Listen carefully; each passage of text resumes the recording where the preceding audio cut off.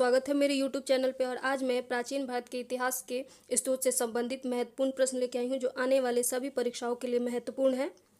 तो वीडियो को आखिरी तक जरूर देखें। तो चलिए स्टार्ट करते हैं। आज का पहला सवाल, निम्न में से किस ग्रंथ में पहली बार ऐतिहासिकता की झलक मिलती है? तो इसका सही जवाब हो जाएगा रासतरंगिणी से पहली बार ऐतिहासिकता की झलक मिलती है और इसके लेखक हैं कलहण, और ये संस्कृत भाषा में लिखा गया ग्रंथ है। अष्टाध्यायी पाणिनि द्वारा लिखा गया एक व्याकरण ग्रंथ है और महावंश दीपवंश बौद्ध धर्म से संबंधित ग्रंथ है। अगला सवाल है, ऐतिहासिक महत्व का प्रथम ग्रंथ हर्षचरित है, इसकी रचना किसने की थी? तो इसका सही जवाब हो जाएगा बाणभट्ट। बाणभट्ट जो कि हर्ष के दरबारी कवि थे, उन्होंने हर्षचरित की रचना की थी। और कौटिल्य जिनको चाणक्य या चाणक्य भी कहा जाता है या विष्णुगुप्त भी कहा जाता है, और इनकी जो पुस्तक है अर्थशास्त्र है और इसमें मौर्यकालीन राजनीतिक व्यवस्था की जानकारी मिलती है। चंद्रबदाई पृथ्वीराज रासो लिखा है। कलहन रासतरंगिणी जिससे हमें कश्मीर के इतिहास की जानकारी मिलती है। दोस्तों, ये भारत के प्राचीन इतिहास के स्रोत के सभी महत्वपूर्ण प्रश्न हैं, इससे बाहर कुछ भी नहीं। तो एक बार वीडियो को जरूर देखें। अगला सवाल है, इतिहास का पिता किसे कहा जाता है? तो इसका सही जवाब हो जाएगा हेरोडोटस। हेरोडोटस को इतिहास का पिता कहा जाता है और इन्होंने हिस्टोरिका नामक पुस्तक लिखी थी। मेगास्थनीज की पुस्तक है इंडिका, और ये सेल्यूकस निकेटर के राजदूत के रूप में बिंदुसार के चंद्रगुप्त मौर्य के दरबार में आए थे। और टॉलेमी, इन्होंने भारत का भूगोल नामक पुस्तक लिखी है। स्ट्रैबो ने मेगास्थनीज की पुस्तक इंडिका को काल्पनिक विवरण बताया है। अगला सवाल है, नेचुरलिस हिस्टोरिका पुस्तक किसके द्वारा लिखी गई है? तो इसका सही जवाब हो जाएगा प्लिनी। रोमन लेखक प्लिनी के द्वारा नेचुरल हिस्टोरिका लिखी गई है और इसमें भारत और ईरान के बीच के व्यापारिक संबंधों को बताया गया है। फाहियान और हेनशांग ये दोनों चीनी यात्री हैं।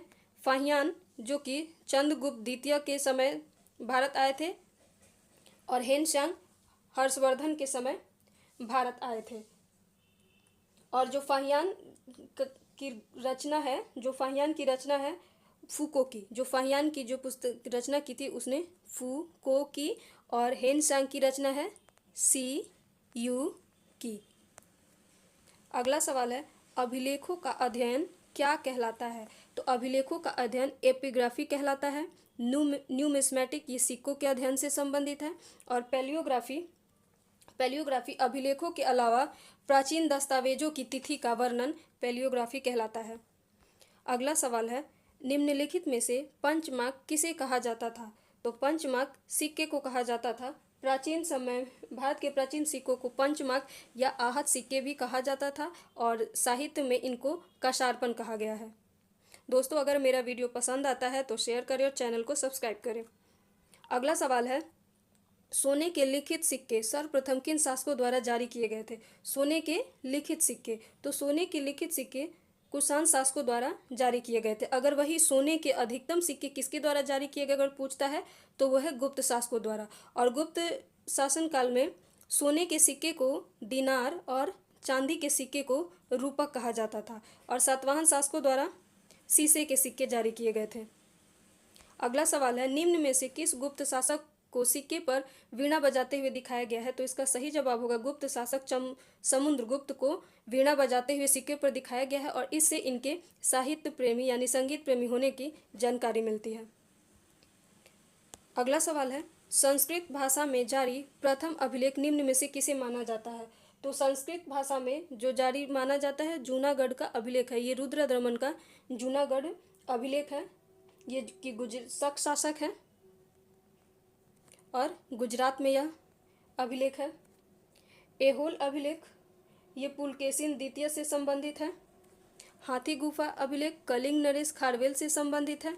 और नासिक अभिलेख गौतमी बल्लभश्री से संबंधित है और ये सातवाहन शासक हैं।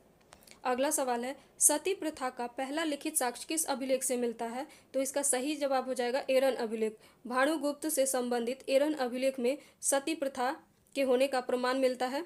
इसमें गोपराज नामक सैनिक की पत्नी के सती होने के बताया गया है। और जो मंदसौर अभिलेख है इसमें रेशम बुनकरों की श्रेणी की जानकारी मिलती है। हाथी गुफा अभिलेख में सर्वप्रथम भारतवर्ष का उल्लेख किया गया है। अगला सवाल है, सर्वप्रथम दुर्भिक्ष की जानकारी किस अभिलेख से मिलती है? दुर्भिक्ष यानी कि अकाल। तो इसका सही जवाब हो जाएगा सहगौड़ा अभिलेख में सर्वप्रथम दुर्भिक्ष की जानकारी मिलती है। इसके अलावा संकट काल के समय उपयोग हेतु खाद्यान्नों को सुरक्षित रखने का भी उल्लेख इसमें किया गया है। और भीतरी स्तंभलेख में हूणों के आक्रमण का उल्लेख किया गया है। अगला सवाल है, सर्वप्रथम भागवत धर्म विकसित होने का प्रमाण किस स्तंभलेख में मिलता है? तो इसका सही जवाब हो जाएगा वेशन नगर गरुड़ स्तंभलेख में मिलता है। ये है यवन राजदूत हेलियोडोरस के वेशन नगर यानी विदिशा गरुड़ स्तंभ में भागवत धर्म के विकसित होने का प्रमाण मिलता है। अगला सवाल है, निम्न में से किस अभिलेख के अनुसार चंद्रगुप्त द्वितीय का उद्देश्य संपूर्ण पृथ्वी को जीतना था? तो इसका सही जवाब हो जाएगा उदयगिरि अभिलेख के अनुसार चंद्रगुप्त द्वितीय का जो उद्देश्य था संपूर्ण पृथ्वी को जीतना था। और मेहरौली लव स्तंभलेख में चंद्रगुप्त द्वितीय के विजयों का वर्णन किया गया है। और हाथी गुफा अभिलेख जो कि कलिंग नरेश खारवेल से संबंधित है, इसमें पहली बार भारतवर्ष का उल्लेख किया गया है। अगला सवाल है, सर्वप्रथम सिक्कों पर लेख लिखने का कार्य किन शासकों द्वारा किया गया? तो इसका सही जवाब हो जाएगा यवन शासकों द्वारा सर्वप्रथम सिक्कों पर लेख लिखने का कार्य किया गया। सातवाहन शासकों द्वारा शीशे के सिक्के जारी किए गए। अगला सवाल है, पंचायतन शब्द निम्न में से किससे संबंधित है? तो पंचायतन शब्द मंदिर रचना शैली से संबंधित है। एक मंदिर पंचायतन शैली में तब कहलाता है जब मुख्य मंदिर 4 सहायक मंदिरों से घिरा हो। अगला सवाल है, निम्न में से किस अभिलेख से हमें वैदिक देवता मित्र, वरुण, इंद्र और नास्ते के नाम उल्लिखित मिलते हैं? तो इसका सही जवाब हो जाएगा बोगाजकोई अभिलेख जो कि एशिया माइनर यानी मध्य एशिया में 1400 ईसा पूर्व प्राप्त हुआ है और इसी में इन वैदिक देवताओं के नाम उल्लिखित हैं। अगला सवाल है, रिहला जो कि एक यात्रा वृतांत है किसके द्वारा लिखी गई है? तो रिहला इब्न बतूता अरबी लेखक इब्न बतूता द्वारा लिखा गया है और इसमें इसने भारत की सामाजिक, आर्थिक और सांस्कृतिक स्थितियों का रोचक विवरण किया हुआ है। अगला सवाल है, कंगयूर तथा तंगयूर नामक ग्रंथ की रचना किसने की थी? तो इसका सही जवाब हो जाएगा तारानाथ ने। तिब्बती लेखक है और इन्होंने कंगयूर और तंगयूर नामक ग्रंथ लिखी और इसमें भारतीय इतिहास का वर्णन है। अगला सवाल है, निम्न में से किस लेख के विवरण में पांड्य इतिहास का वर्णन मिलता है? तो इसका सही जवाब हो जाएगा मार्को पोलो। किस लेखक?